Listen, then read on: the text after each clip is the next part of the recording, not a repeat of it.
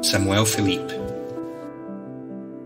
Samuel Philippe was a righteous man in every sense of the word. No one could remember having seen him commit an evil act or having intentionally wronged anyone in any way. He was unrestrictedly devoted to his friends, who were always sure to find him at their service when they needed him, even at the expense of his own private interests.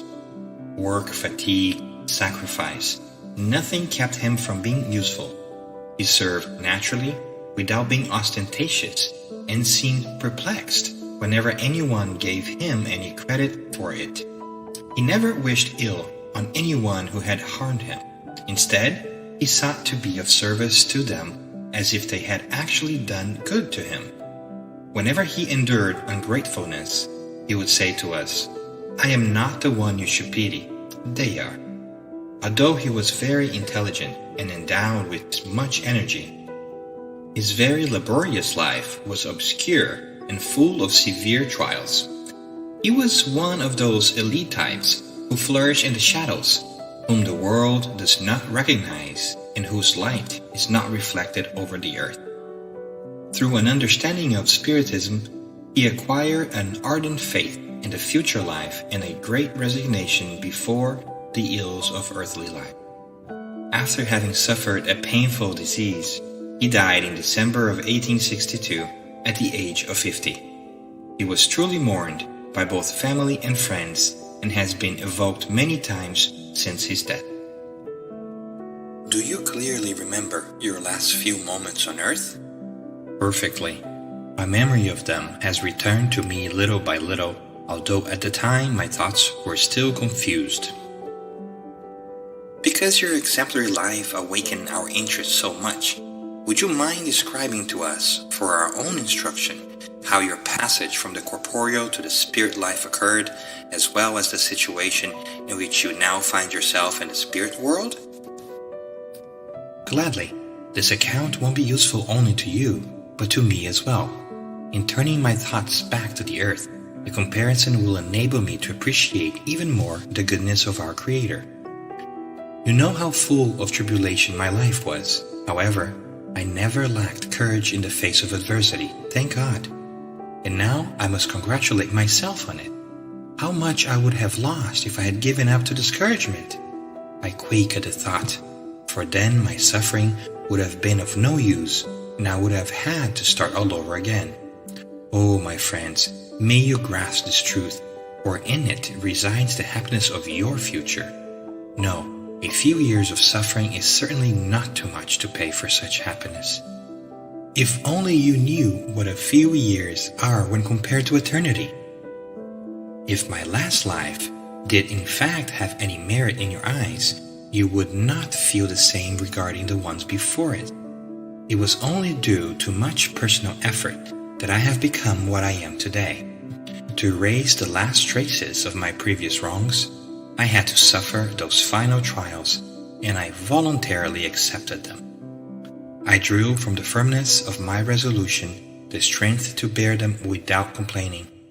Now I bless them, every single one of those trials. Thanks to them, I have broken my connections with the past, and it has become only a memory. I can now, with true satisfaction, contemplate the path I have traveled. O you who made me suffer while I was on earth, who were hard and ill-willed toward me, who humiliated and afflicted me, whose bad faith often led me to the harshest privations, I not only forgive you, I thank you. Wishing to do me wrong, you didn't even suspect that you were actually doing so much good. It is therefore true that I owe you for a big part of the happiness I now enjoy, for you provided me an opportunity to forgive, to return evil with good. God put you in my way in order to test my patience and enable me to practice the most difficult kind of charity, loving one's enemies. Please don't get impatient at this digression. I will now finally address what you have asked of me. Although I suffered dreadfully with my final illness, I didn't pass over in agony. My death was like sleep, without struggle or shock. Since I had no fear about my future, I didn't try to cling to life, and consequently didn't have to struggle during my last moments. The separation occurred without effort, without pain, and without my even realizing it. I don't know how long that final sleep lasted, but it was brief. My awakening was calm compared to my previous condition. I no longer felt any pain, and I exulted in joy. I wanted to get up and move around, but a sort of gentle numbness, which had nothing disagreeable about it, which even had a certain appeal, restrained me, and I gladly surrendered myself to it, without being aware of my situation, but having no doubt that I had just left the earth. Everything around me seemed like a dream. I saw my wife and some friends kneeling and weeping in my room, and I told myself that they obviously considered me dead. I wanted to correct them, but I couldn't articulate any words, and this led me to the conclusion that I had to be dreaming. What seemed to confirm this idea was that I saw myself surrounded by many beloved individuals who had died a long time ago, and others whom I did not immediately recognize, but who seemed to be watching me, waiting for me to wake up.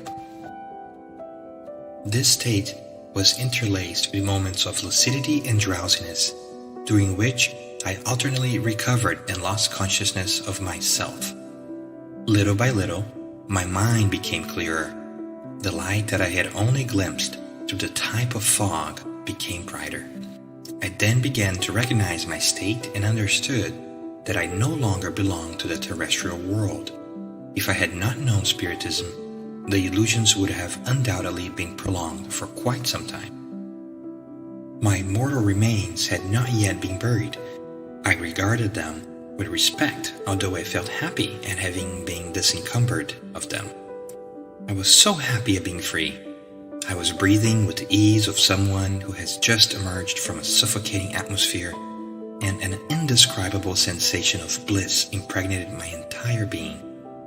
The presence of individuals whom I used to love filled me with joy, and I was not surprised at seeing them. It seemed quite natural, as if I were seeing them again after a long voyage. One thing surprised me right at first: the fact that we understood each other without saying anything. We transmitted our thoughts by simply looking at each other as though by some sort of fluidic penetration. Nevertheless, I was still not completely detached from earthly ideas. The memory of what I had endured came back to me from time to time to make me better appreciate my new situation. I had suffered physically, but especially mentally. I had been the target of malevolence, 1,000 vexations that were perhaps more painful than patently misfortune, because they keep us in a state of constant anxiety. This feeling had not yet disappeared completely, and sometimes I asked myself if I was really free of them.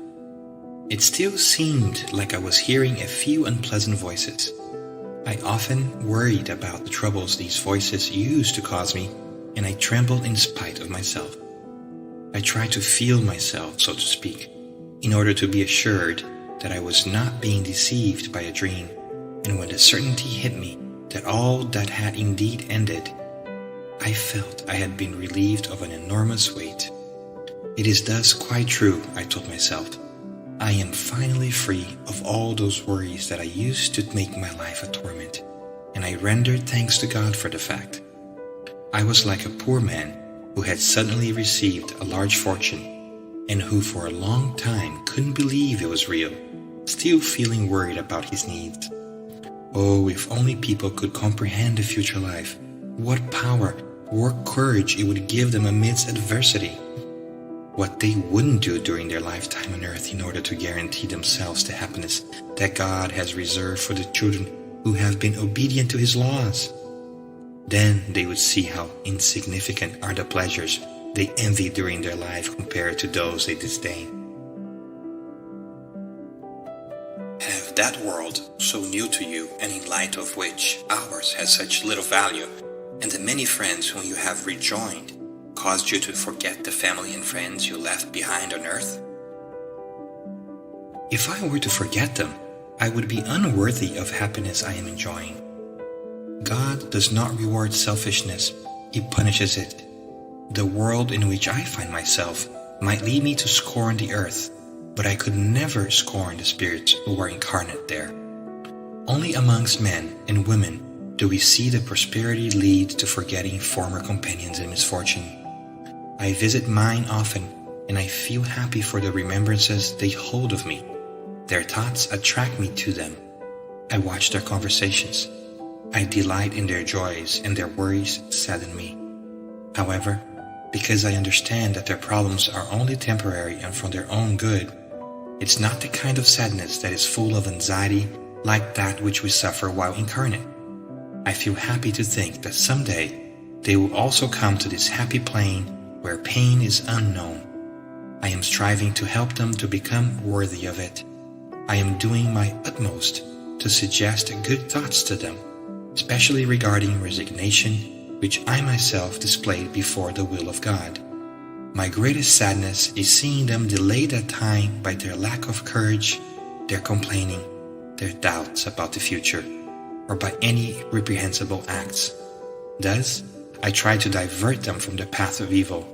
Whenever I am successful, it is a great happiness for me, and all of us here rejoice. Whenever I fail, I sadly tell myself, once more, they have delayed their moment of joy. But I am consoled when I remember that none are irredeemably lost. Samuel Philippe.